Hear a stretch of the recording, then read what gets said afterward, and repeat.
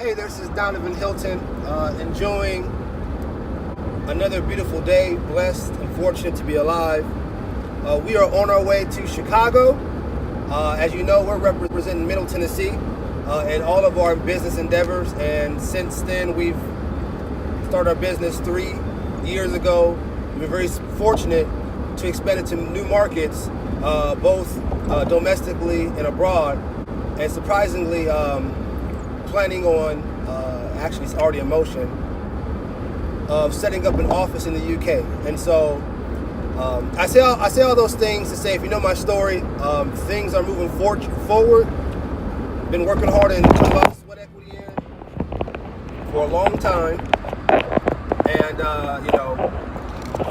it's good to see these seeds coming to harvest. And if they never came to harvest, it didn't matter anyways, because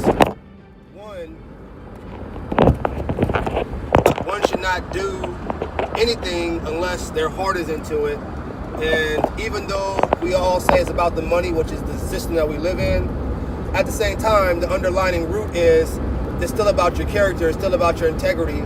And money is just one way where you can measure that. But it's not the answer to it all as far as money. And so sometimes when it's all said and done, you got to look back and say, what did you actually contribute to the betterment of mankind, to the betterment of earth? And that really falls back into, if you got paid what you did or didn't get paid a dime, would you still be able to get out here in your community, in your market, and still be able to produce resources, whatever it looks like, to get things done? So in this particular case, we're heading to Chicago. We're going to attend the National Policy Summit for Education.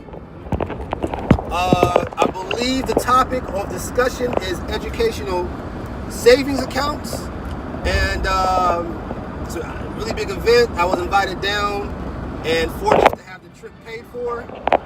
Bear with me, y'all.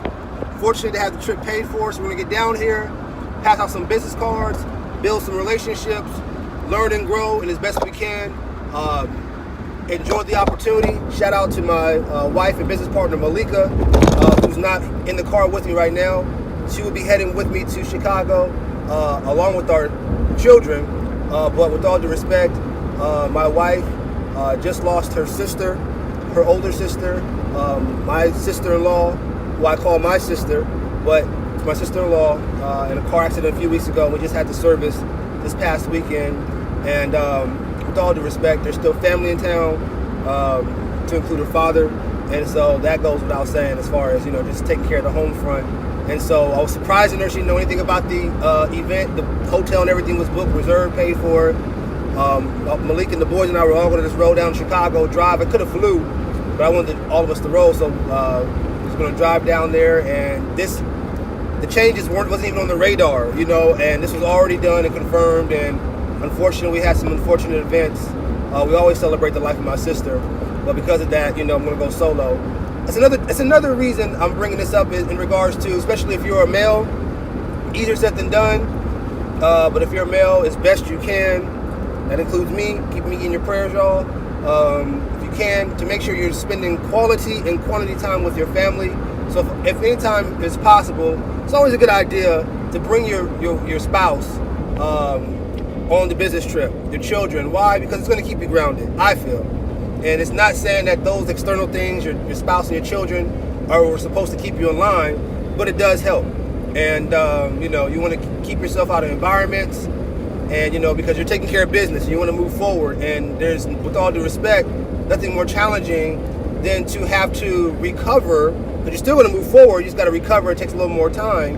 Going to have to recover and then move forward in your business compared to just moving forward. So you want to, tomorrow's not promised. Time waits for no man. So you want to eliminate the risk as much as you can to include your time. The whole point of going into business is to make more money so you can have more time.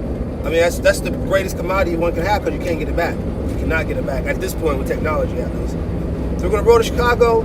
We'll capture as much footage as we can, capture as many interviews with professionals as we can, and build as much business as we can, and we'll see what we can do to learn. Let's go ahead and move.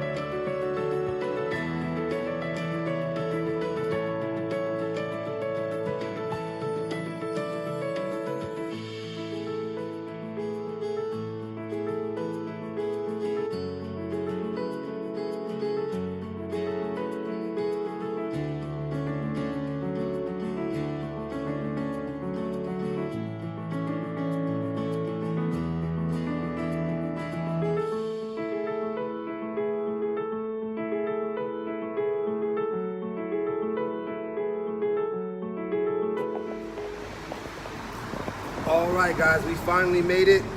About 8-hour drive, but we are here at the Lowe's Hotel in downtown Chicago. And before we move on, I want to make sure we shout out our premier client, Express Employment Professionals Nashville North and Downtown office, run by Jason and Christy Patrick, and they provide local employment for residents and recruiting opportunities for employers in the North Davidson County region. Also want to shout our own personal business, Hylton Elite Marketing Agency.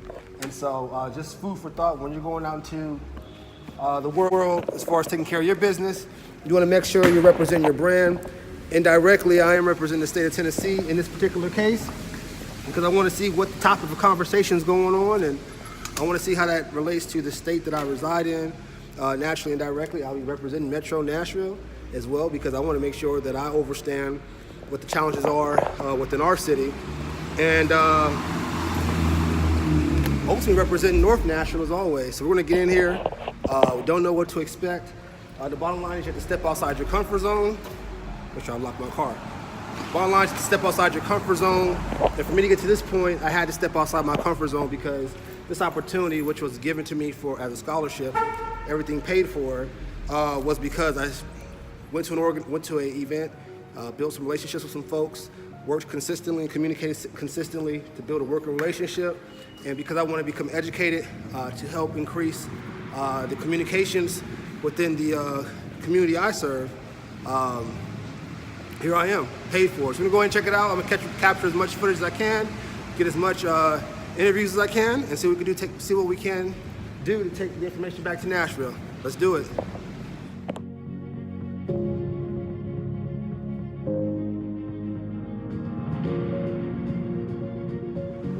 So my first take here in Chicago looks like a bustling business district, and it commands a lot of respect as far as its private sector. I see a lot of business energy coming from this place here. And we're looking to put our business right dab in the middle of this bad boy. And our firm, as you know, is in the business of helping the public and private sector connect to diverse communities and markets for a number of different reasons, and vice versa.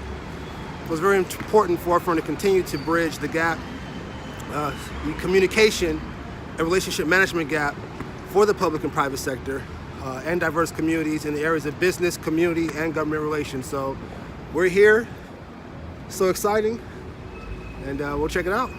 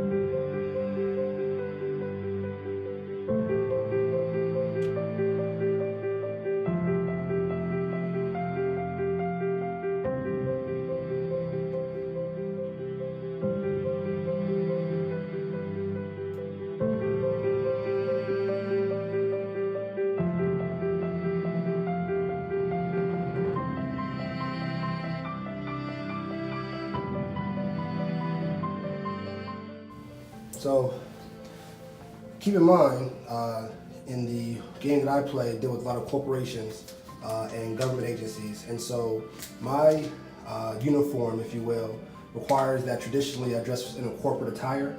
I've heard people going as far as the monkey suit, being quite honest. But for me, I do enjoy dressing in a corporate attire. I do enjoy dressing in different culture attire in a professional manner.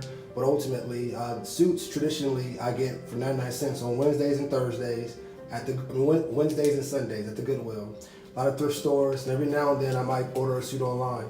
But there are plenty of ways where you can buy a suit for $5 or less, tie for 99 cents, a suit shirt for 99 cents, and get out here and look good to make something happen for yourself if you're in that type of sector environment.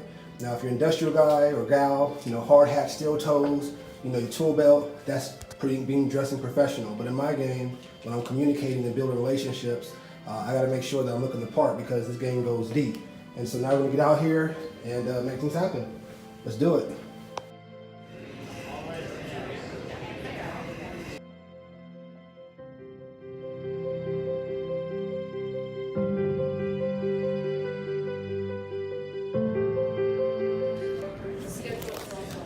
Danavan Hylton right there. Hylton Elite Marketing Agency and the National Policy Summit. So I got to give a shout out to Shaka Mitchell, who is the Tennessee director for the American Federation for Children, doing an outstanding job, and he pretty much helped coordinate me getting down here, and sharp young man, sharp young professional, and look forward to building a growing relationship with him. So we're in, let's go and check it out. Okay, so let's look at the schedule. We see here on Wednesday with the registration, 4:15, you get the peer consulting and problem solving session. I'm gonna go ahead and jump into that, the networking. We also have the opening reception, opening dinner with keynote speaker Father Gregory Boyle, founder of Homeboy Industries. And tomorrow it's going to be a full day starting at 7 o'clock, as you can see. I might go ahead and get into some exercise, some health and wellness, and just get into some networking. So let's get out here and network a little bit. All right, there we go.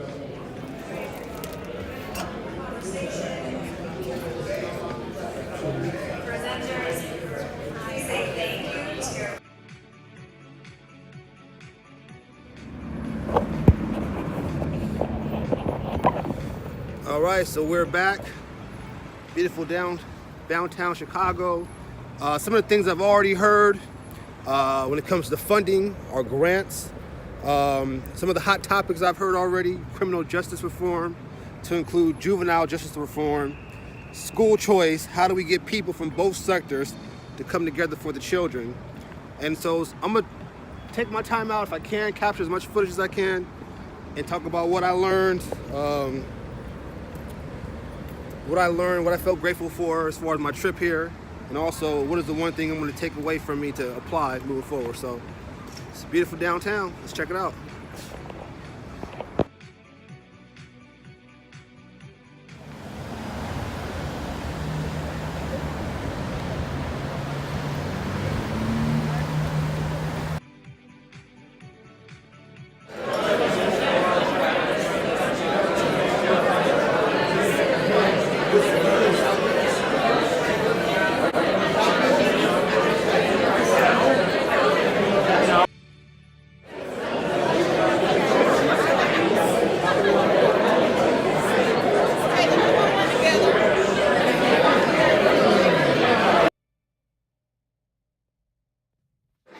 Okay, so as you can see, it's rustling and bustling. I have my badge and my information here. Quick tip: if you're into networking, you want to increase your skills on networking. Right now, we're in a general networking session, and pretty much everybody's just building relationships. The biggest thing you want to keep in mind is you want to know who's the guest speakers before you go to any event. Because you want to connect to the guest speakers, because traditionally, that's mine, sorry.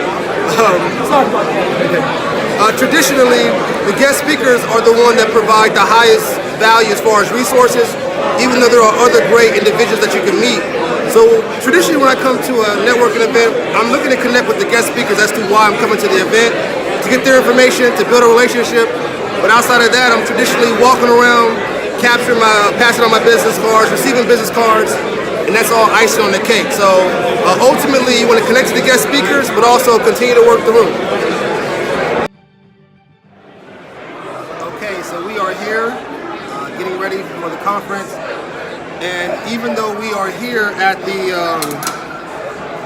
we're at the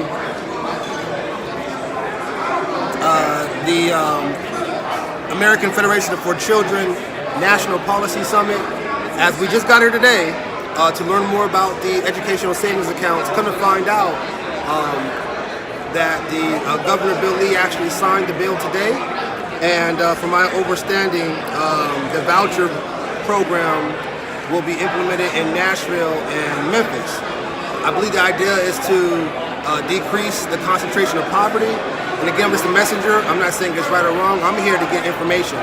And sometimes you got to put yourself in a position to get the information by actually going to the environment. So ultimately, we're here.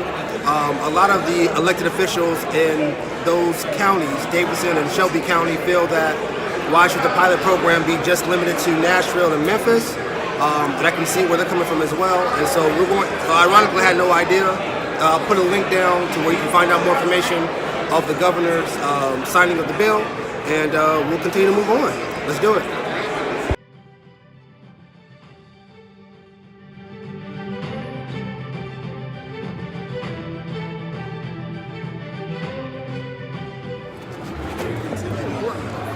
All right, so we're getting ready to eat. I have the stage is right behind me here. It's facing me, guys. The stage is right behind me.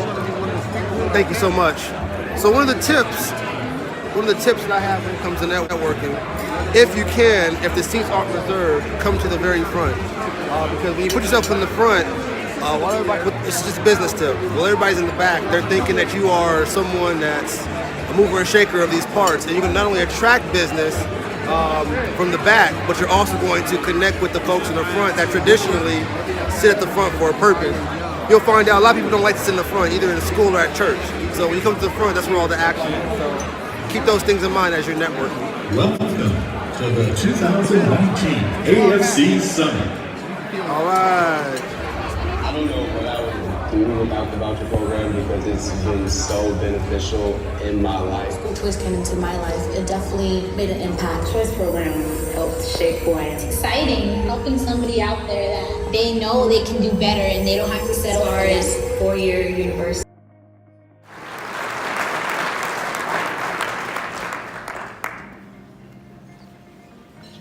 Jacob, thank you so much, and thank you for sharing your story with us. And we are excited that you are a real advocate for all that we are working on.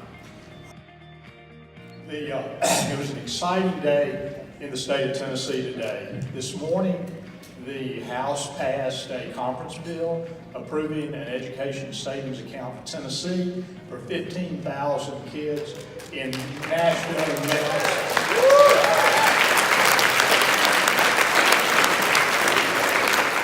A couple of hours later, the state Senate did the same thing. So we have, after fighting for this for about 7 years, and thanks to the leadership of the American Federation for Children, we now have school choice in Tennessee, and we're excited about it. Thanks to all of you who helped, supported us, provided moral support, financial support, every other kind of support. We're very grateful to Bill. Thanks for saying hello.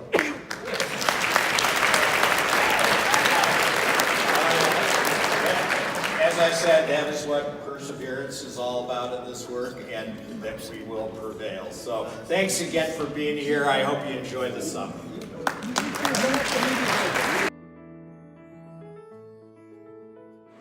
All right, so we have Mr. Orbendorf back there, chairman of the American Federation for Children. We got the best seat in the house, front row right there, and we got everybody behind us. So build relationships, get out there outside your comfort zone, network, and bridge gaps if you can. That's the only way you can create true value, because there's opposition on both sides all day. But the person that can bridge gaps and help increase the communication is the one that's going to win. Keep that in mind. So it's a privilege of my life for 31 years to have worked with gang members, and the day will never come when I have more courage. The day will never come when I have more courage, or I am more noble, or I'm closer to God than they are. Homies like Hector, 17 years old, who was finally back in school, a sharp kid who was kind of an elementary school dropout. Now he works part-time at Homeboy and is in school. He came into my office, was sitting in front of the desk, and he was trying his hand at small talk, and he said, oh, by the way, I ran into a man who attended one of your talks once. And I said, really? And he said, yeah. He said your talk was rather monotonous. My gosh, really? He did say that? Well, actually, no, he didn't say that. But I need practice using bigger words.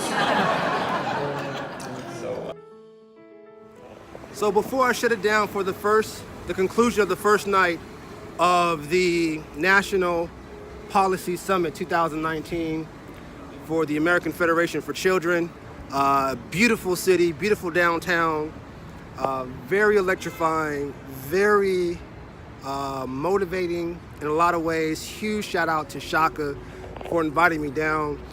Huge shout out to Joseph Williams for connecting me to Shaka. And it's been an awesome blessing and opportunity. And the biggest thing that I want to take from this experience is education and communication. Ironically, I didn't know that today was the big day for the bill to pass about school choice, particularly in Metro Nashville and Memphis, which are the two markets that I do business in. I didn't know that. And so the fact that I'm here and people may be for it or against it, it's important that parents become more aware, especially in Nashville, about the changing climates of education. If you don't know that, I'm telling you now out of respect. Huge shout out to Kenyatta Tidwell. She's in the Bordeaux area of Nashville. She does an outstanding job of overseeing the PTA for Bordeaux and really almost the PTA for Nashville. Very passionate about education. And those are the type of organizations and people you need to connect with to stay up to date. If you're for the opportunity, you need to make sure that you're stating why. If you're not for it, make sure you're stating why. But I'm going to give you as much information as I can about the opportunity and experience. I'll read you some of the recap for tonight real quick.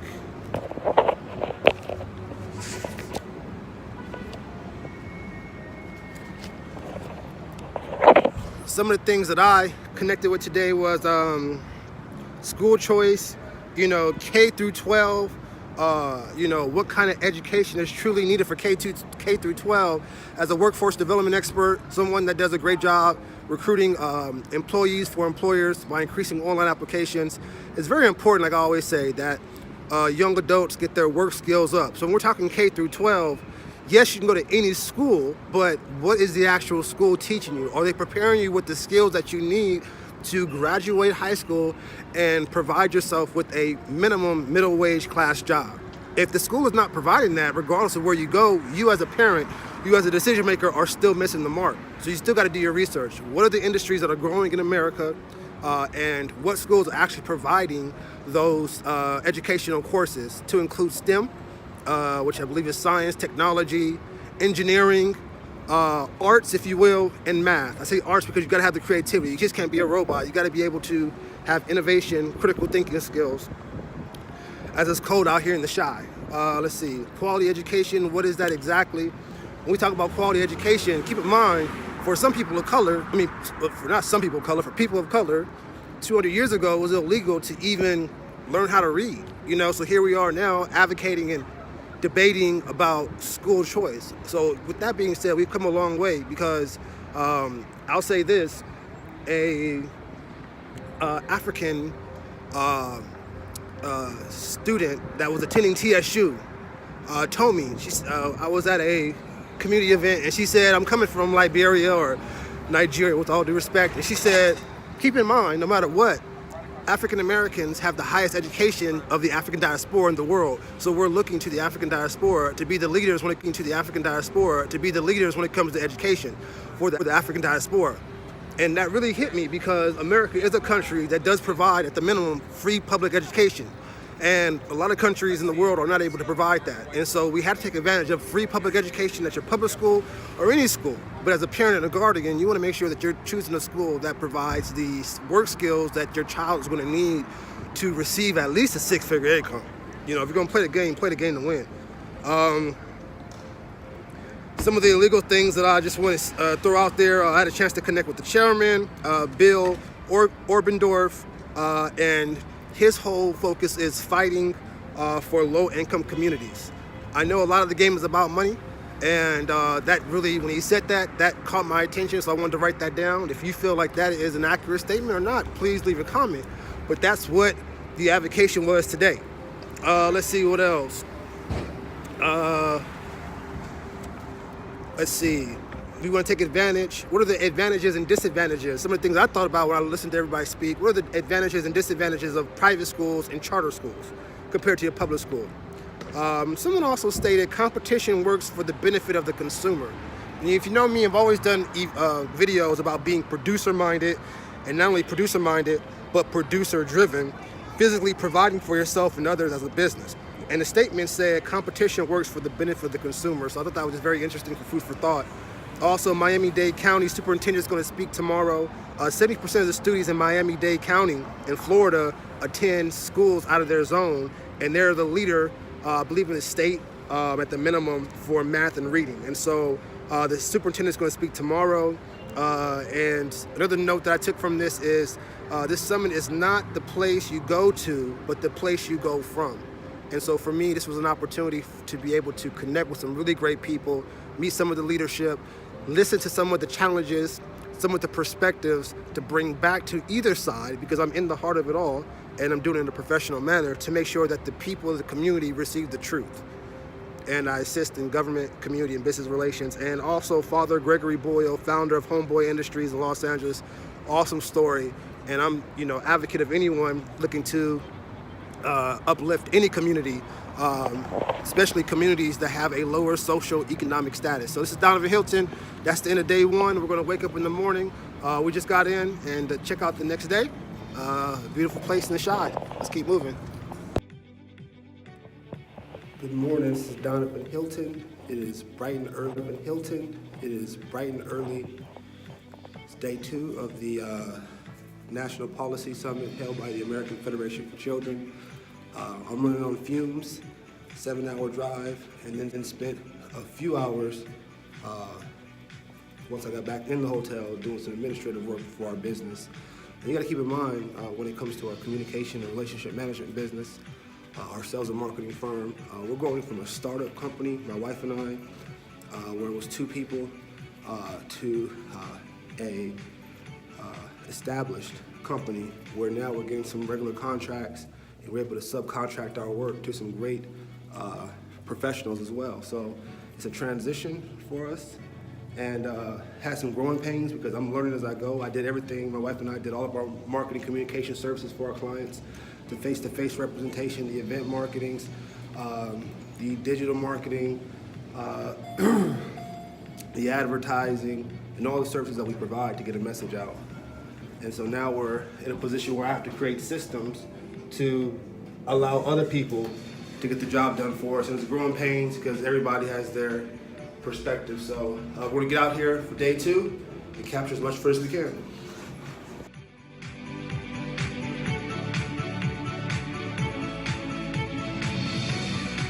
Looks like we got some promotional material. And I call it a blessing to be able to, if you know my story, and then have my trip paid for here in Chicago. Bright and early, everybody's up. It's great. Picture everybody.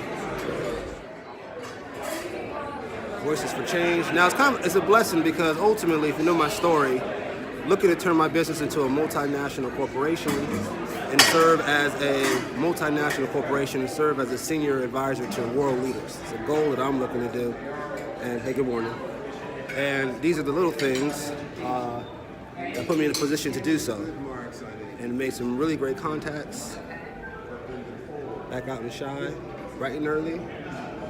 Made some really great contacts, and I have a great customer relationship management system. I use Copper. I'll put the link on there. Please sign the link on there. Please sign up through me so that I can get that affiliate money. But we use Copper, and I put in my Copper system. We also use BombBomb. Hylton Lee, we use BombBomb for our email marketing as well. Of course, Gmail, G Suites, but BombBomb, I'll put that link down there, and we provide video emails. I believe you have a higher click rate, 77% higher click rate when you have videos in your email. So we send out video emails. The writing is coming to an end, but I'll reach out to these guys and gals, and we'll build relationships. So let's get ready to get some breakfast. I like to just eat fruit in the morning, nothing too heavy on the stomach. Let's do it. Let's get a selfie here real quick. All right, let's do it.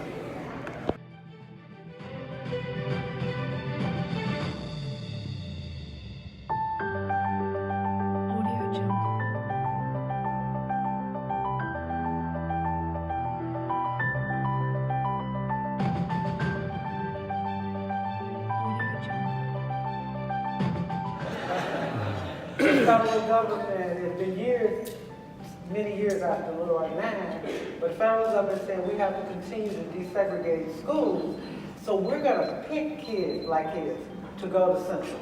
You know, Little Rock Central had been the focus of desegregation after the Board of Education. We saw what happened with those kids when those kids went into Central, and I didn't want to go. I was like, oh, I want to go to the black high school. Y'all are crazy. You are not sending me to Central. And, but of course, my father had the final say-so, so that wasn't even an issue. But my first day of school, I think, set the tone for who I became eventually. Daddy dropped us off at school. I have a twin sister, and he dropped my twin and I at Central in the front. And it's this huge, beautiful school. And all I saw was this huge, beautiful school and a lot of white kids. And I remember saying to him, I'm not getting out of this car. And he said to me, well, yes, you are. And of course, I knew I would eventually. But what he said was, you have a responsibility to go to Central and to do well. You have siblings. You have two sisters following behind you that won't be able to have access to quality education if you don't first go and do well. You know, and I thought, I was 14, and I thought, well, that kind of makes sense. And that has been the basis of my entire life. You know, if you're not going to do anything about it but sit around and complain, then nothing will ever change. And so you have I felt like I had a responsibility to make sure that not just, you know, my child or my siblings were able to have access to quality education.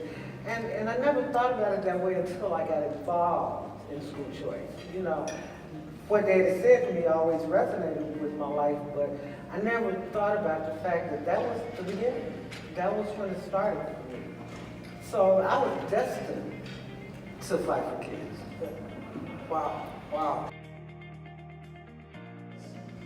When I began and when I started, you know, very small, just at the State House in Ohio, just talking about my experience, my mom and I coined this phrase that all of these people who were in this movement were fighting for me before they even knew who I was.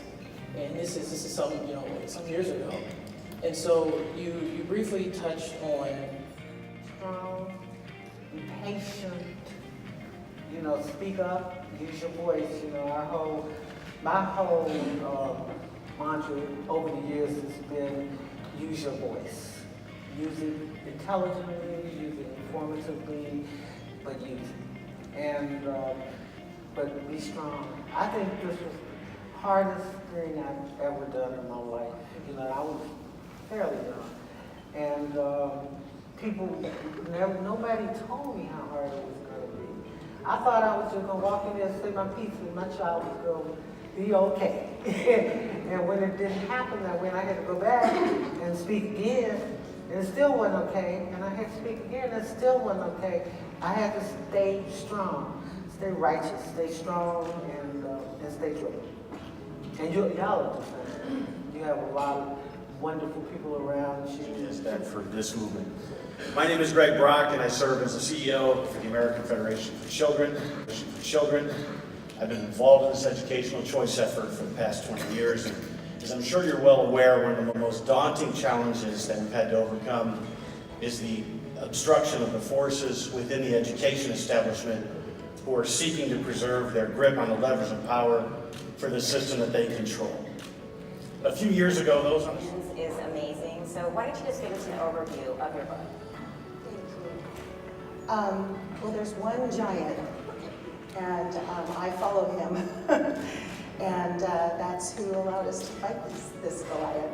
So Standing Up to Goliath is a book full of testimonies because testimonies is how we overcome, speaking that truth. So we expose the Goliath who is really the only reason we have problems in our educational system. There's one reason, teachers' unions.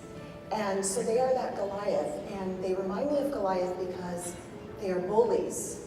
They are massive. They will not collaborate. They mock. They are destroying wholesome values. And we, these little teachers who were totally voiceless, just with faith, took them on. And so that's the basics of it, I guess. Right. American, start from top. Danavan Hylton with Shaka, Shaka Mitchell, director of the American Federation for Children. We are here in Chicago for the 2019 National Policy Summit. The Federation put together this educational event.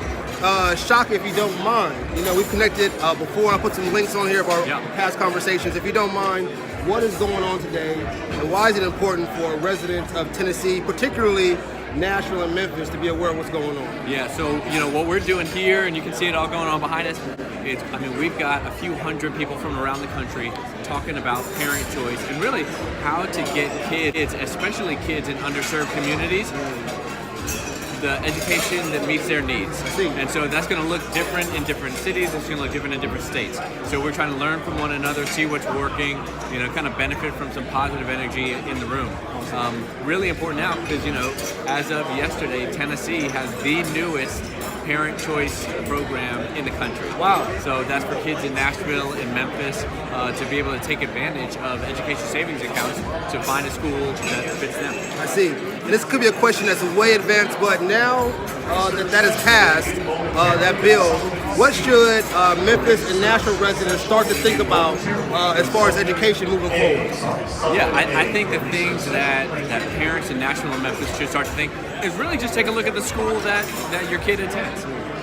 The reality is the school that your child already attends may be working, maybe doing a great job, and if that's, we want to say thumbs up to the great teachers and administrators who are doing the good work there. Awesome. But if the school's not working, I would say start to educate yourself, right? Start to look around what other options are in the area, and one of the things that this education savings account is going to do, it means that cost is not going to be a barrier anymore, because now parents are going to have, over $7,000 per child per year to contribute to the cost of an education. So that's big. That's real money. Huge. That's game-changing, Shaka. Thank you so much for your time. If folks want to find out what's going on online, where can they go? Yeah, you can go to our website. It's schoolchoicetn.com. Awesome. I'll make sure I put a link down there. I'm going to switch hands, shake your hand.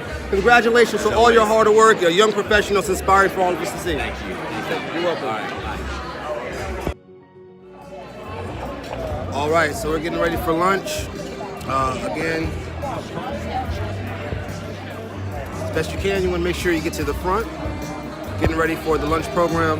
So far today, for me, some of the things that I've had a chance to think about during the conversations of the National Policy Summit is, obviously, is your environment that influential? Because the whole point of this conference is to ensure that there's quality education.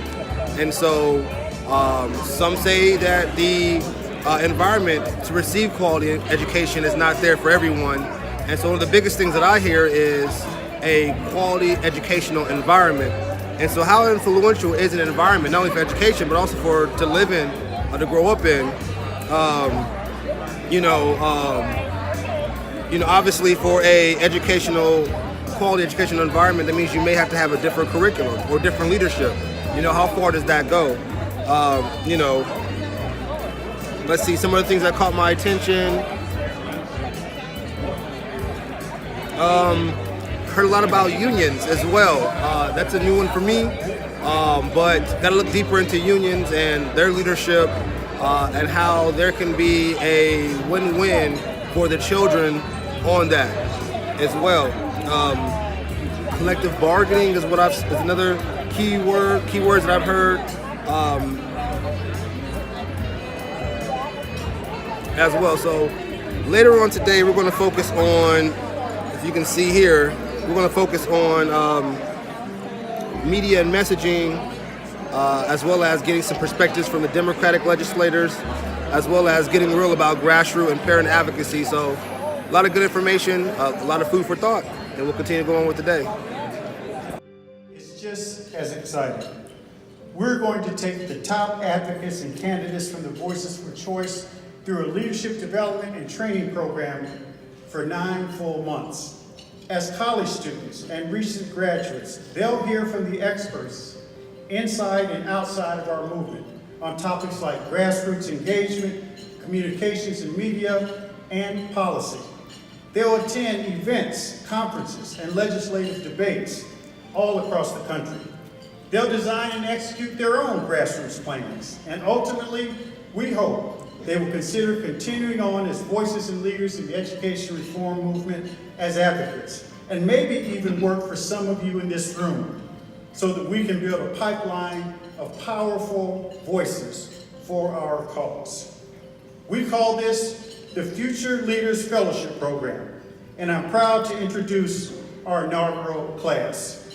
Our 2019 Future Leaders Fellows are Walter Blanks, Samantha Jones, Kenya Green, Jacob Idra, Joy Taylor, and Ladiana Candelario. Please give them a hand.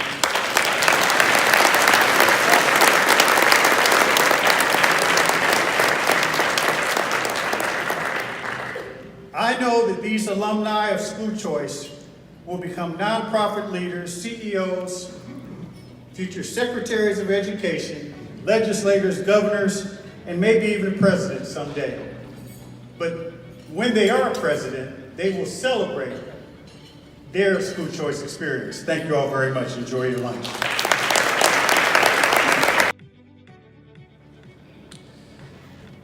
Now, remember what Bill Obendorf said last night, that in this district, of the kids who are educated by the taxpayers, over 70% do not attend their zone public school. Over 70%. Now, the majority of those choice kids do go to district magnets, but they also use taxpayer funds to go to charter schools, private schools. They use taxpayer funds to take virtual classes, college classes through dual enrollment. You have kids, students now in Dade County that are combining providers and delivery methods at the same time. If you want to see the future of public education, come to Miami-Dade and see it. And hear some of the same narratives from people that are attacking reform through social media, through major communication. But actually, I don't agree that that's where the real action is. To be very honest with you, I need people walking into their chambers and their churches and their Christmas parties and sharing stories with each other, with their neighbors and in neighborhood associations and in social situations. That's where the real action is. And the one-to-one combat to me is like really being with your affinity groups, your family, and others. That's where I think the action is.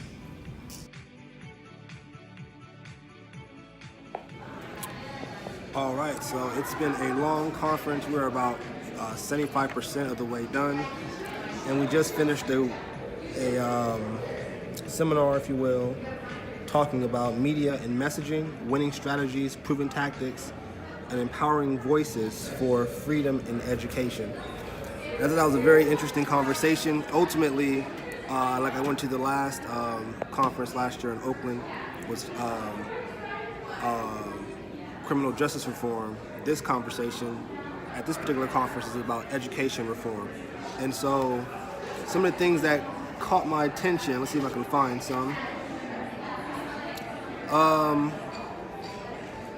One of the questions I would like to know from you, as either a parent or guardian or someone that doesn't even have children, what is the current state of youth education in America?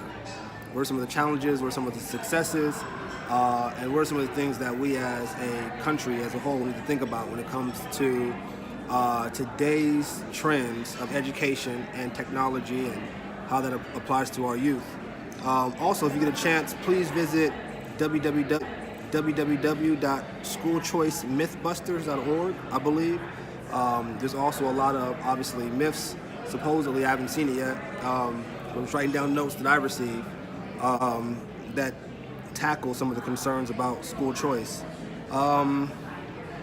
School choice, obviously, is very detailed in regards to its message. And one of the things that I did realize is, who is your audience and where are they in this particular question? So, come to find out, and I could be wrong with this, but not everyone are fans of teachers. Not everyone feel that teachers are, the greatest thing to this country. And there are parents and others, that are not satisfied. And I've always thought that, that everybody assumed that teachers were the best thing, but there are some underlying challenges. We talked about the top 1% and how the 1%, fund various initiatives. They always say follow the money. They also said that the power is telling the public what they don't know. The power is in telling the public what they don't know. It basically is what some of the advocates were talking about. So true power, and again, kind of like what I'm here doing, I'm praying I'm not shaking anything up. I'm just invited down, and my role in communication is to get the message out for you to make an educated decision. So if you didn't know about this, like I'm learning, this is a great opportunity to look into what I'm saying, see if there's any truth in it, and if there's not, to make sure that you're advocating, opposite direction. And also, how much weight and how much power does the traditional media hold? Traditional media, the news and traditional TV. And come to find out from experts, they don't hold as much power as they once did. There are various segments that you have to reach out to, and one of those segments are your traditional 55, 65-year residents and up, where a lot of times the point was brought out that a lot of times those residents can look at the media or newspapers and think they're just telling 100% the truth. And so where, maybe a younger generation may not think the same thing as far as media. So I'm not saying that's right, wrong, or indifferent. It's just various perspectives that I'm learning as far as when you even create a message, who is the segment you're talking to, and what message are you sending that particular segment? Let's see.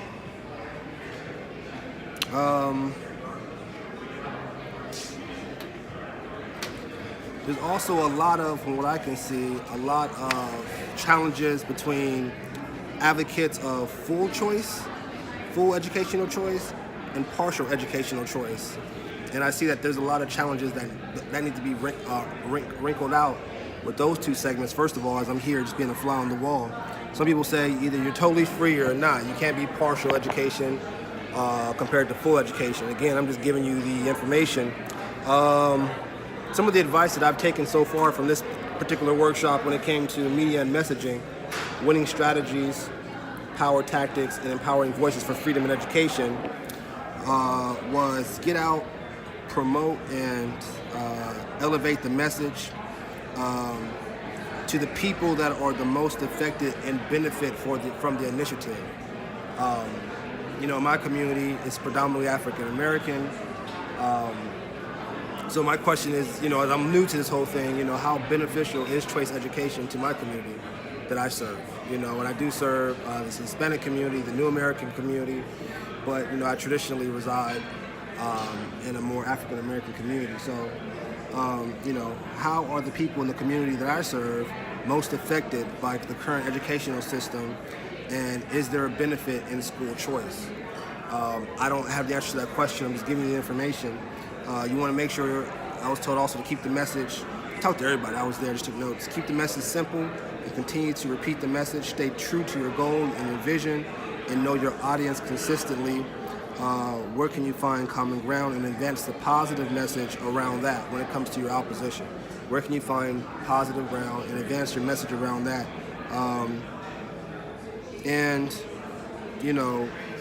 Question really becomes, can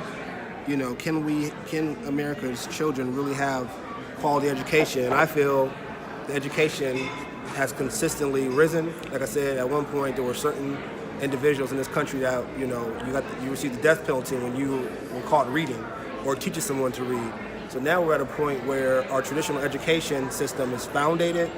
Now, how do we create a win-win for everybody, which is just another transitional phase. That's all this is. And through that, there's going to be changes that everybody will not like. That's why, anyone that goes into public office, works, that puts themselves in this position, it's a really tough job because you're going to have so many different perspectives, and now you're managing as one individual, as an elected official, a whole district or a whole territory, and that territory is going to be divided. And so I always put my hands on elected officials. I couldn't do it. I may do in the future, I don't know, but it's a lot that goes into it. And also, the last message that I saw that was given to me was, if you see something, say something, and learn when to raise the flag. And so keep those things in mind. You got to pick your battles. And we have 2 more stops to make. We're going to getting real about grassroots and parent advocacy. And then after that, we're going to have a conversation with Democratic legislators. And then we'll have our closing dinner with Keynote Education Secretary Betsy DuVos, who I'll connect with, and I'm sure grab a card, and we'll do a video pretty soon in Washington. So the goal for our company Hylton Elite, just to become educated on, the current trends of education reform and how we can use our skills and solutions in relationship management and communication to help the public and private sector connect to diverse communities. Right now in Middle Tennessee, eventually assisting in Memphis, and helping the diverse communities and diverse markets connect to the public and private sector. And I can really see a contract opportunity here. If not, I'm here just advocating because I'm, biblically, don't worry about your daily bread. You do what you're supposed to do. You put your work in, and are you not more important than the birds and the bees, and as far as them, they getting their daily bread. So I do want a contract. We do want a contract, but that'll come in time, I'm sure. So we're going to go into our last few events, and we are pretty much rolling on fumes as we're having a good time. Shout out to the Shy, right out here. Trump Towers is right across the street. NBC is right behind us. I don't know if I have time to, sightsee. I'm taking care of business, and I want to come back with the family. Beautiful place. For the record, I've been here for maybe 18 hours, and I want to say 11 people probably didn't say, "Hey, are you Scottie Pippen?" So we'll throw it out there as well. So it's a great place, great city. Let's keep going. All right, family. So I have to do it. We're going to shoot downtown for a quick second. We're leaving the Lowe's Hotel behind me. Beautiful day. Can't beat it. So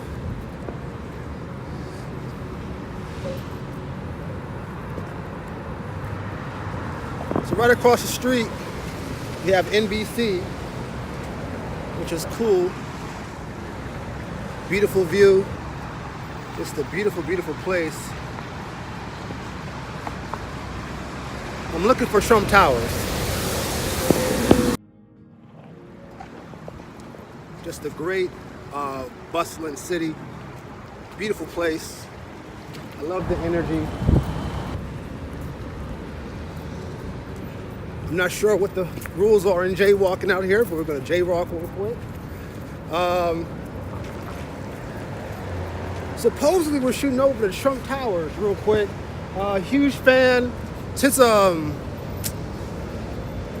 was a young child, I always told myself if I ever went to New York, Chicago, Las Vegas, I would stop by Trump Tower and right across the street, and what do you know? Trump Tower. So we're gonna stop by, check it out, capture the energy, and get back up in here. It's cold. Wow. Beautiful, beautiful, beautiful. Beautiful, beautiful, beautiful. Again, thank you to American Federation for Children for paying for my trip to come down here. Where is this place? It's cold. Wow.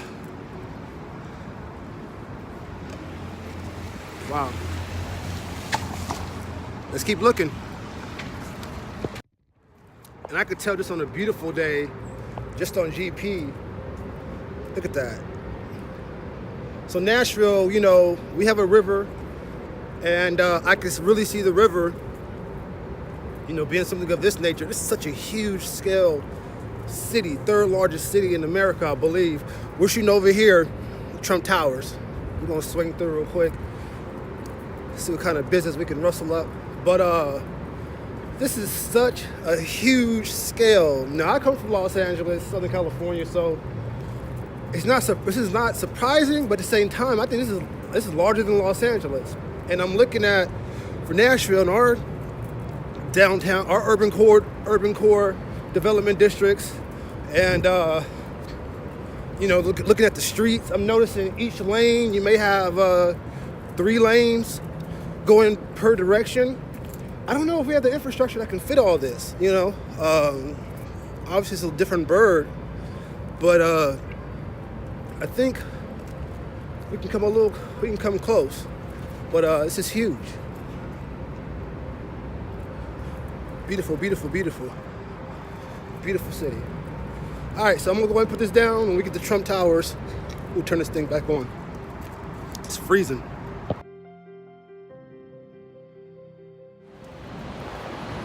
Wow.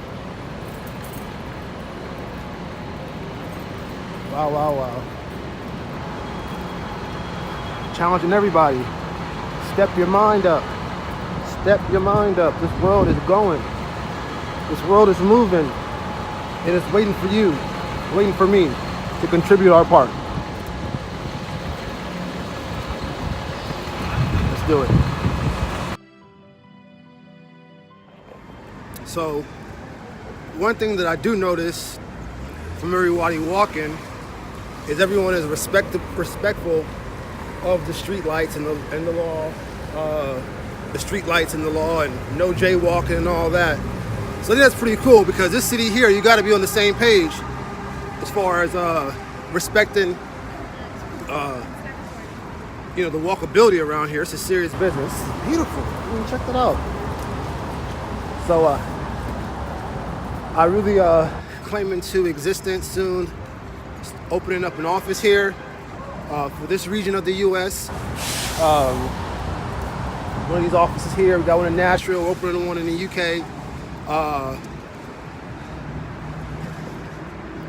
claim and receive that. We're going over to Trump Towers, and we're going to do some great things in this city. We really are. I can see it. And let's keep going. Let's do it. Beautiful, beautiful. Beautiful, beautiful, beautiful.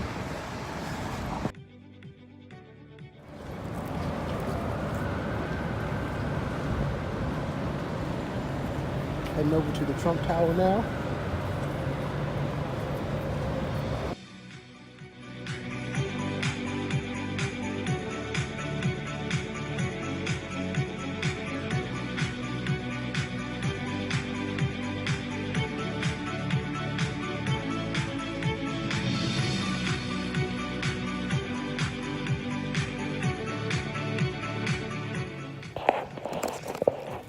Okay, so we're just leaving the gift shop. Here's Trump Towers, beautiful place. And the first thing I noticed when I walked in was the unique smell. Very unique, distinguishing Danavan smell. And actually, in this gift bag here, we have the actual scent that's in the Los Angeles, Chicago, and New York hotels. This is the actual candle that's in here now. And these are the only scents. It's a very specific scent for these hotels. None of the resorts like Miami have that smell. And so now I'm able to bring back the smell of the Trump Tower to my wife as far as the gift, because I would not be here without her. So I had to come in and make sure that we got her something nice. Take it easy, thank you. And so thank you. Thank you, sir. Guys, take it easy. So we're good. Gonna get a picture. And like I said, really see our firm opening up an office downtown here in Chicago. Really see us opening an office here. This is definitely a market we want to get into, and Chicago is definitely a market that does a lot more business and reaches a lot more territory, obviously, than Chicago. A lot of multinational corporations are right here, and being an individual that wants to run and own a multinational corporation and serve as a senior advisor to world leaders. These are the type of game boards and pieces that we have to play as far as Hylton Elite Marketing Agency. So, how y'all doing?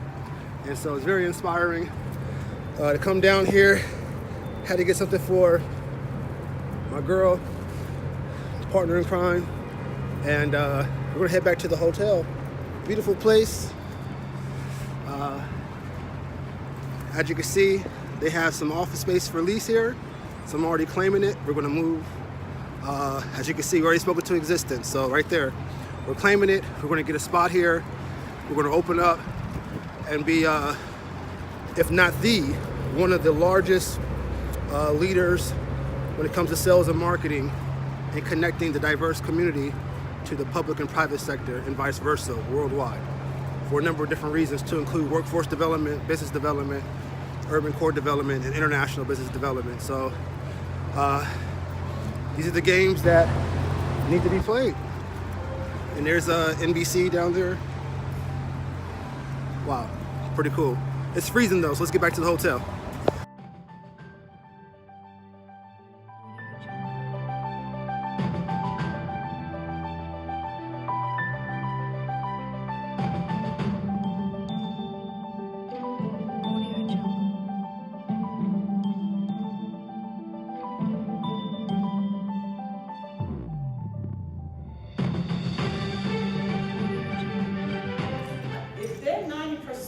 Right, Mr. Investment Man, of my investment, who am I going to follow?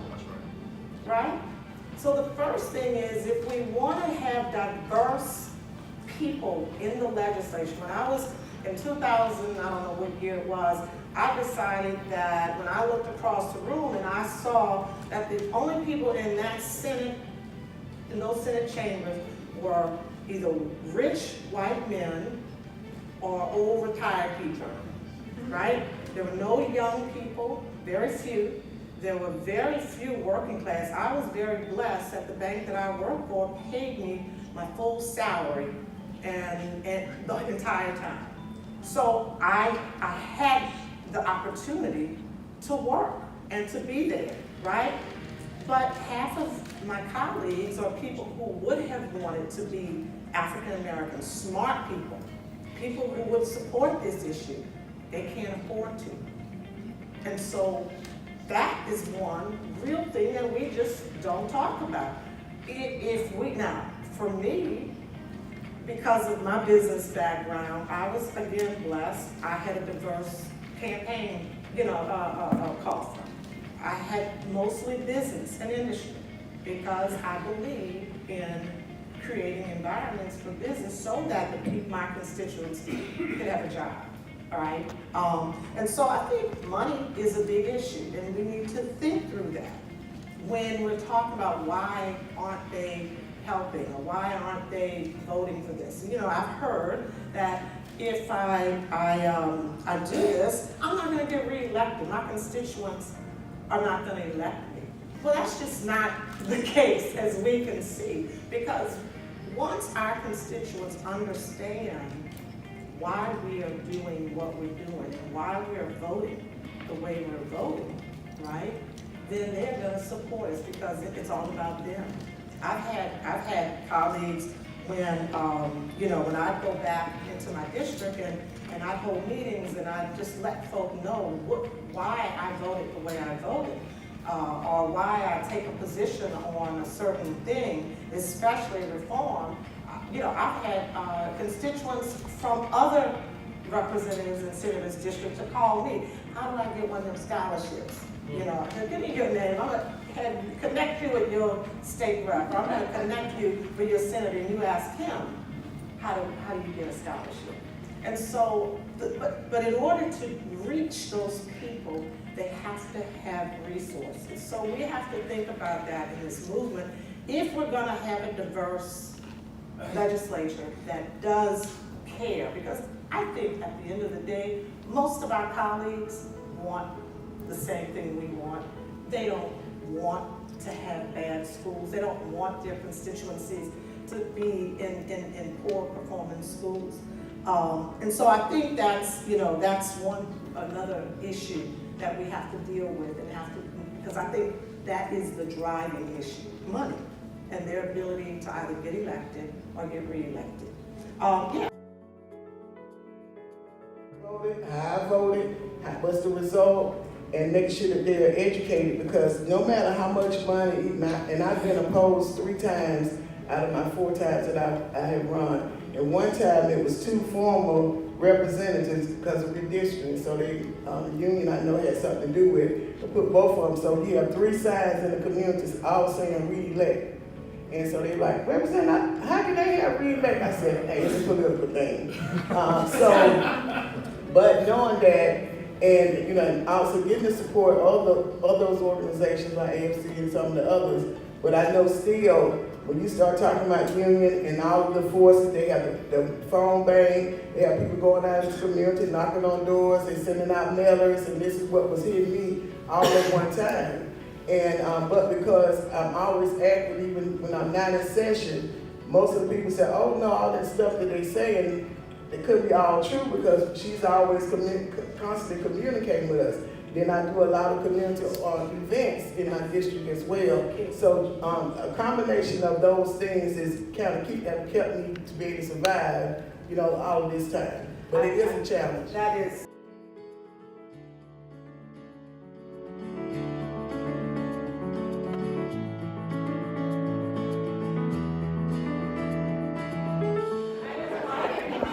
Okay, so this is the closing reception.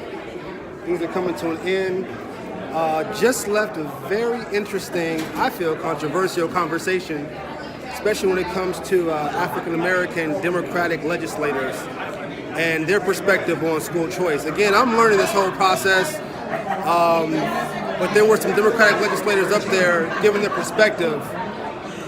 Supposedly school choice, and I'm learning, is more of a conservative perspective, and it's something that President Trump is supporting, so that already throws a lot of people off. So, very interesting conversation. But some of the things that were mentioned when it came to African American Democrats, and again, I'm the messenger, so this is very, very tricky conversation, was it boils down to money, and unions are primary donors. And so when you are someone that's receiving your primary dollars, from a union, then technically you have to, not have to, but it's be wise to continue to support and follow the direction of those unions, especially if you want to get reelected, especially if you're going to receive the money for your campaign. And I say these things with all due respect as I try to stay in my lane. So, but ultimately, the legislators that were on the panel said you have to support good ideas, no matter the party. You have to be able to cross party lines to truly make change. If one is just saying, I'm not doing it because, it's this brand or whatnot, that's really not the best choice. And this goes for all parties, not just any party in particular. And if we don't support good ideas, what's going to end up happening, as it continues to be, it's going to be a build-up and a tear-down. So this term, you have the Republicans leading it, so they build this up. Then the next term, the Democrats are leading it, so they tear that down and they build this up. And it goes back and forth, and you really don't get nothing done, as I'm just the messenger here. So how do you cross the party lines to be able to build a working relationships? Another fun fact, I don't know how deep this is, and again, this is nothing in particular, but a statement was said that if you actually connect with a lot of the African American Democrats, legislators, you'll find out that a lot of them went to private school or their children are in private school. And, if that were the case, then other children that have a grandmother and the mother has 3 kids, the grandmother has 3 kids they're supporting, and they can't afford, all 3 to go to a higher quality school, that the ESA, if you will, educational savings accounts, would allow a student or children of the household that are in a priority school or a felon school, or even in a rough environment where there's gangs and rape and different things like that, they're able to get out of that area, go to a school. One of the legislators said that they lost their father through a robbery because the kids were out of school because it was a priority school or something of that nature, and they were out of school, and end up taking her dad's life. Where if they had went to a school that was, a good fit for them, it may have been a different story. I don't know if these are all selling points. I say these things with due respect, but I'm just giving you the information, as this to me was a very important topic, because when I'm looking at this whole thing, I'm looking at where's the diversity piece come in. There's a lot of people that are not my skin color here, but what do the people of my skin color really say? What's really going on? How, is this just a situation where you're putting up a person of my skin color at the poster to say it's for ESA, but it's a school choice, but it's a larger agenda? People of color have been through that before, and so people are skeptical. So where is the true buy-in from the so-called African American community, and how genuine is it, and from any other community at that matter, as I'm representing a community that is, I think, 78% African American, where I'm coming from. And so, it's tough to go against the grain. A lot of the legislators that were talking said, when I decided to speak and advocate and support, the school choice, I got a lot of backlash from my people. I was a sellout. The unions came after me, and so there is a huge risk, if you are possibly someone not in favor of school choice. So sorry. Not in favor of school choice, because you still want to continue to stay in office or be seen as a team player. So some good stuff here. I'm overwhelmed. I'm not even gonna lie. I'm overwhelmed.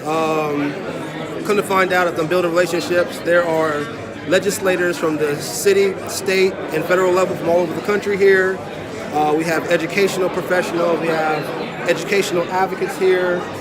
Religious church, faith-based organization leaders here. Really, how do you navigate this thing? That's the question. This is what I see. A lot of passionate individuals.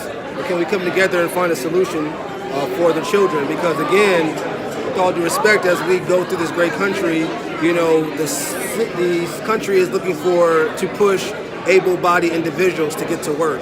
And we have to get to a point where the children, with me, my background, I served as an admissions representative at a college, served as a director of admissions at a career college, served as a director of marketing for a staffing company, and now I run my own sales and marketing business. So I would say I have some input when it comes to workforce development, employment, and how education plays a role, and when it comes to the trends of employment and industries moving forward.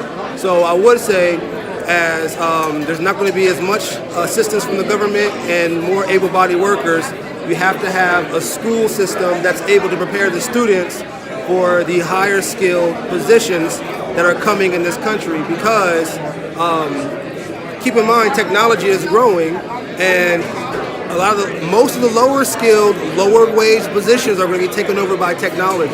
That's going to just be the situation. And so if your skills are on the lower skill side, then you're going to be in a tough position, or I'm going to be in a tough position. So what I'm going to have to do is learn higher skills, and that's another question, That's another question that we have to get into, or another challenge, because we say, well, I need to get my work skills up, but I don't have transportation. The bus is not running at a certain time. I don't have childcare. There are a lot of challenges that can hinder individuals to get the proper educational training that they need to be able to get to a higher wage income job. And so that's why it's very important, K through 12, that we're training children the right way at the very beginning. No matter what school you go to, no matter what private, whatever geographical location, it's important that we get those skills up for the children, so that they can bypass spending additional money after they turn 18 for work skills development. And let's see. Just from, like I said before, we get ready to talk to Secretary of Education, Betsy DuBose. Basically, I do see a true initiative or a movement happening here, and there's a lot of individuals involved in this thing, and it is crossing party lines from what I can see. So we're going to go, like I said, we're running on fumes for the most part. Beautiful place, beautiful city, beautiful conference. I'm glad I'm here. I hope this information is something for you to think about, as again, my job is to deliver the message for you. So let's go ahead and continue to enjoy the moment.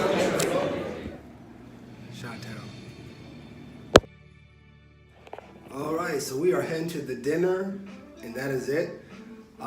Getting ready to connect with Education Secretary Betsy DuBose, and naturally, goal is to shake her hand, but naturally, schedule time to connect with her in Washington. Not now, but manifest for the future, conceive for the future. Let's do it. Outreach Director for the American Federation for Children. And I have the distinct honor to be introducing tonight our first keynote speaker. She is the wife of a courageous young leader who is facing real challenges in real time. Her name is Beatriz Rosselló.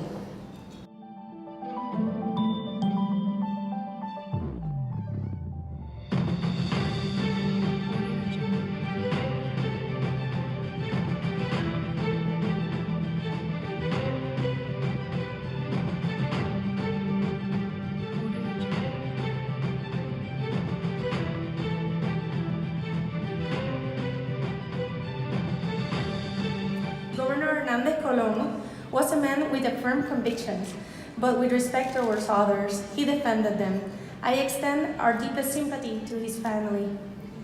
First of all, I would like to thank this invitation of the American Federation for Children 10th National Policy Summit, and thank you for the kind words granting my husband the School Choice Policy Maker of the Year. Thank you so much.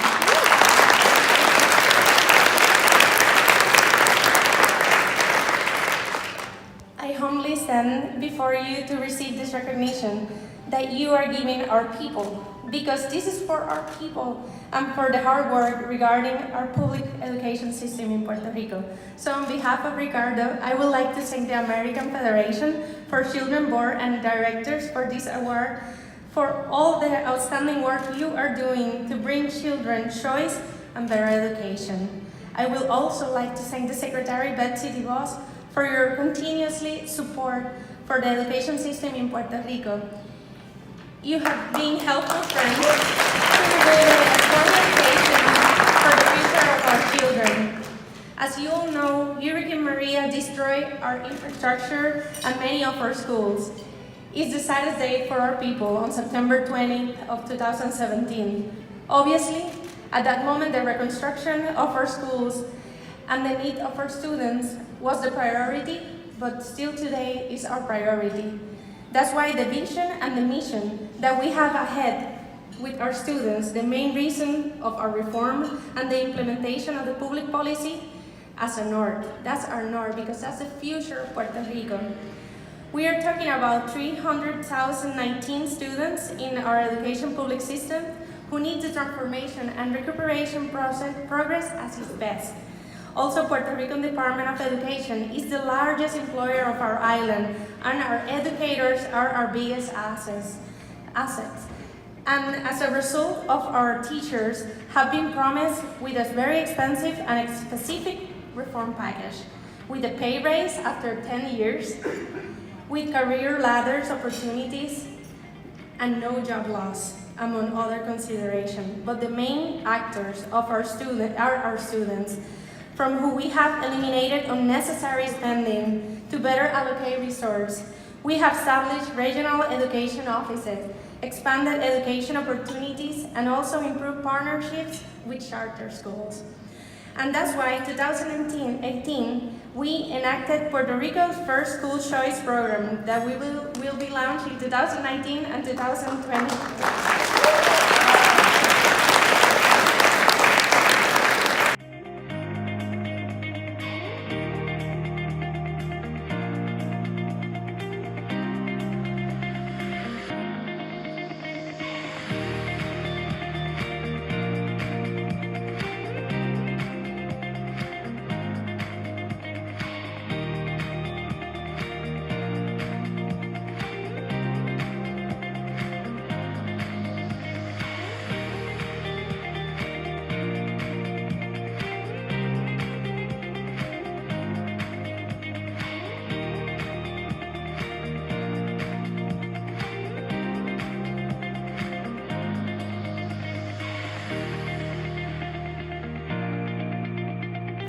thrilled to be a part of this organization that believes in more freedom for families across America.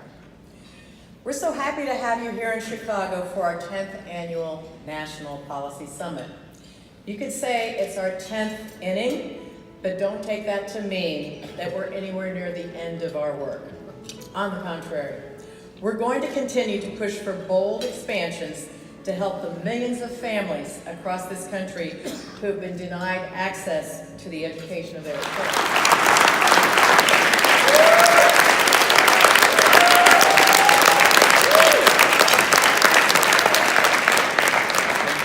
And they were not able to join Lee Barfield on the stage.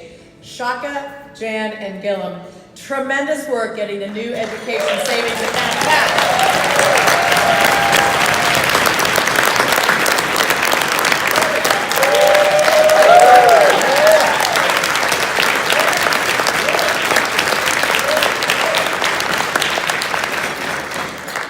And a special thanks to the late Pastor Montgomery, who passed away in 2017 and was a titan of our Tennessee efforts for so many years.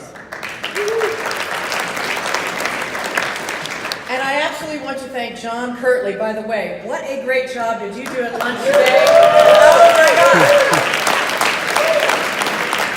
I made a choice. And what I love about her is her vision, her focus, her courage, and she never gives up. She is my hero.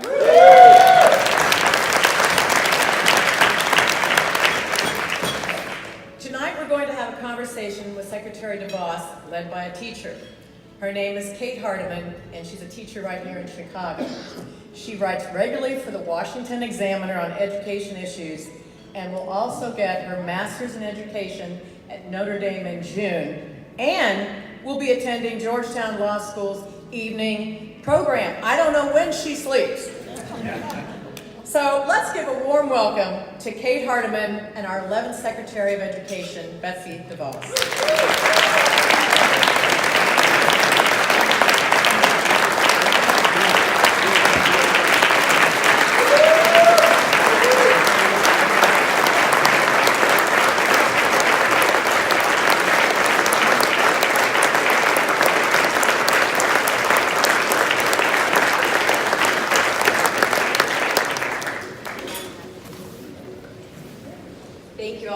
And good evening.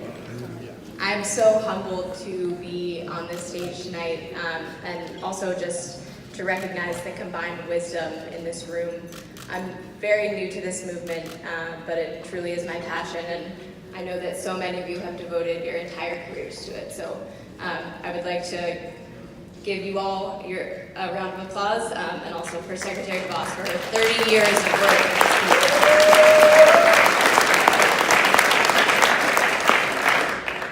So I know that the majority of people in this room are your friends, your former colleagues, or your current colleagues, and so let's talk about some of your current work. I'd like to start with your Education Freedom Scholarship proposal, and just really interested to hear how this policy will play out in the state. So we know that data from your department shows us 8 million families move districts just for their school, and the American Federation for Children poll shows us that almost 60% of families wish that they could have an option other than their district school. So what is your vision for how this proposal could play out in the states? Well, thanks, Kate, first of all, for agreeing to do this with me this evening. And I just have to start by saying I feel like I'm home.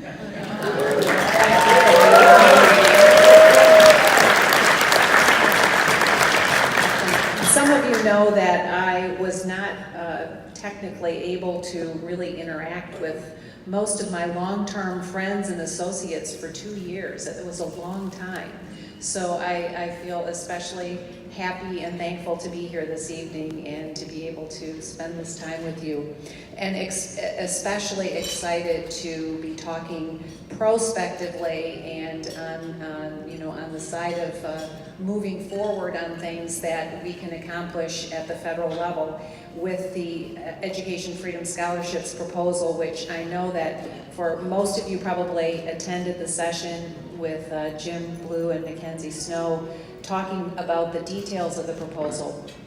But in general, this, if we can get this adopted, and if a majority of members of the House and the Senate ultimately support this and it reaches the President's desk, this will mean a tremendous momentum change for education freedom and education choice across the country. I cannot predict exactly how it will play out at every state, and I cannot also predict whether there are some states that would say, no thank you, we're going to turn down millions of dollars of donated money because we really don't want to help children. I can't imagine that. I can't fathom that.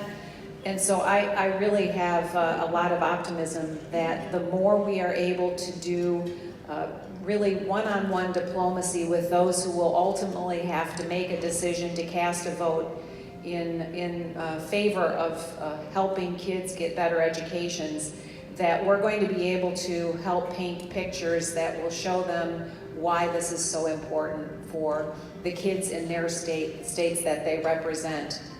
And I know we're going to talk a little bit about what some of the possibilities are, and Jim and Mackenzie probably have as well. But I think those of us who've worked long in the education freedom movement, I think have also been convicted of the notion that we need to talk much more broadly about what choices can mean and can be for kids. And so the kinds of programs that states could offer, depending on their geographic needs, their demographic needs, and what's missing in their state for the kids that they serve, I think really there are limitless possibilities that could be adopted as a result. This kind of national media malaise surrounding choice. Well, I have to say, I think some of the audiovisual pieces that AFC has put together are really, really great steps in the direction that needs to be taken. We need more of them, and the Voices for Choice, the students that I've had the opportunity to meet, you are the best marketers and salespeople for what we are trying to do.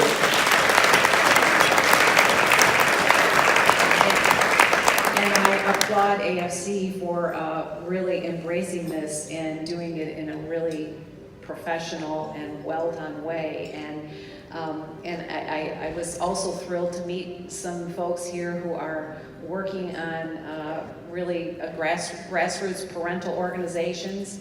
We know that parents that want something different for their children often aren't even aware of the possibilities. And so the effort to really engage them in a new and meaningful way and to help them be part of something bigger is another really important way to continue to build the support for this at the level that's most important, and that is the parents who simply want something more for their kids. Right, absolutely. And it seems to that could potentially be a bridge building avenue to build more support for EFS. Well, absolutely. There are so many opportunities. We know that there are over 7 million jobs today that are going unfilled that require some kind of education beyond high school, but not necessarily a 4-year university degree. And there have grown so many silos over the years between K-12 education and then community colleges and career and technical education and 4-year college and university. We need to be a part of really tearing those silos down and acknowledging that learning needs to be lifelong. And this is truly an opportunity for the private sector, for employers and businesses to engage in education in a way they haven't been for decades. And the places that I've visited where they are starting to get this and do this well, it's very exciting to see how the students that I've met are so excited about their opportunities. And just a couple of weeks ago, I went to a signing day in Hamilton, Ohio. It was at a high school called Butler Tech, which is a career and technical center for a number of high schools in the region.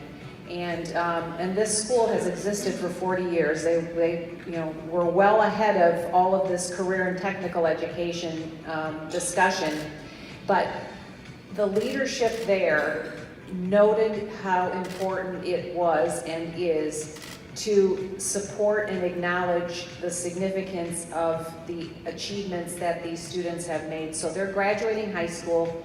They have all been in some kind of an apprenticeship for the last couple of years, and they are signing with employers to go into full-time jobs immediately upon their graduation.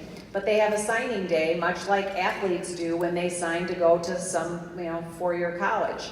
And it was a really important celebration for each of them and for all of them. And the employers that have been involved with this are so invested in how the school does things for students, and they are really truly partners with the educators. And I think that is one of the important keys for really helping to advance career and technical education opportunities, is breaking that barrier that has existed between educators and education and then the rest of the world. Because employers know what they are going to need, and they know what's going to be ultimately relevant for students to learn. And students are ultimately more excited about their learning when they have something actually tangible and relevant to shoot for. If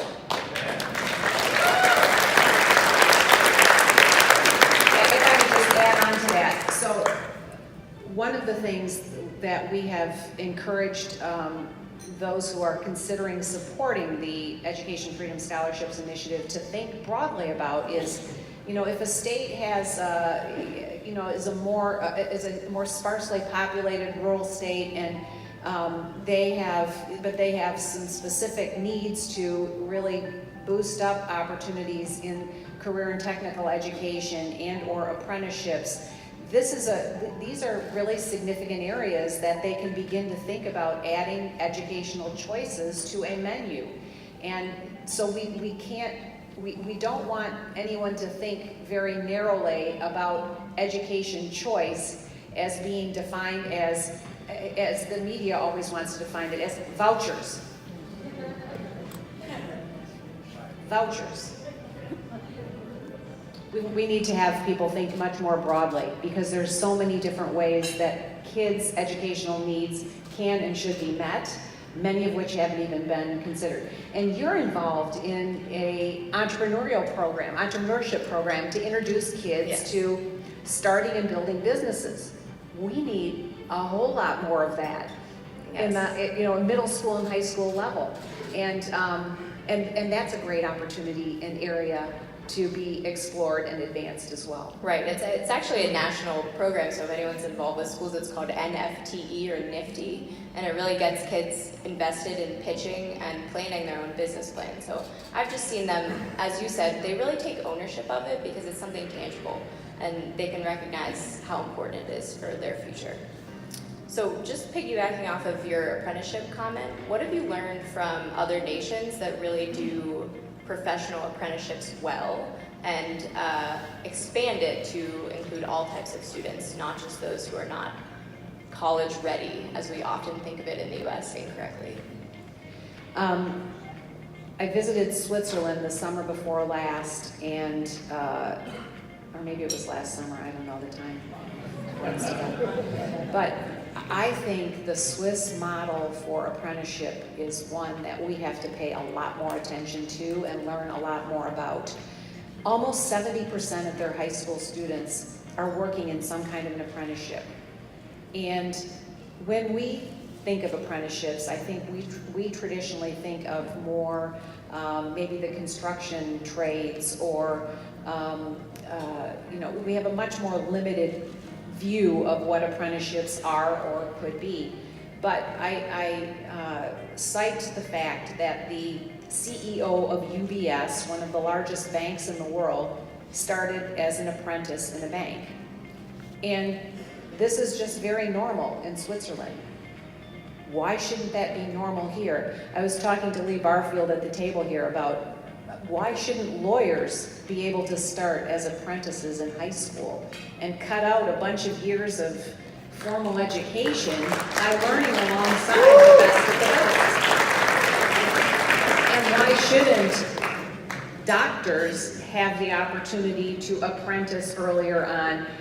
We have a lot of ways that we have approached education, both K-12 and higher ed, that really are pretty antiquated.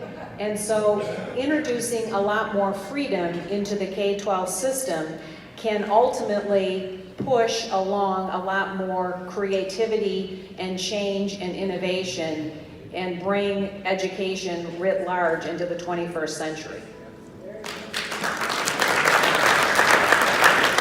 Remaining civil in the face of really strong opposition.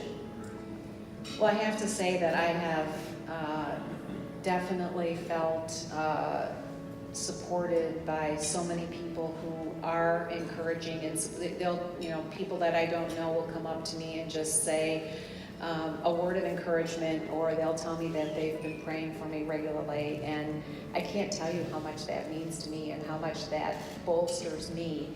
And I also, I grew up in a family, an entrepreneurial dad, and he always had a saying. He was very forward-looking, and he would always encourage me and my siblings to turn the page and keep moving on.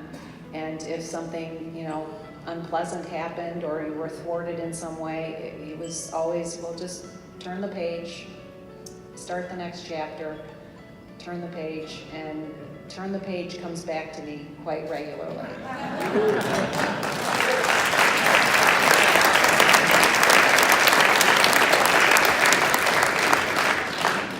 Thank you so much for taking the time to be with us tonight, and we're just very grateful for all the work that you do. So, well, thanks for the work that you do, Kate. 14-year-olds, that's a good thing.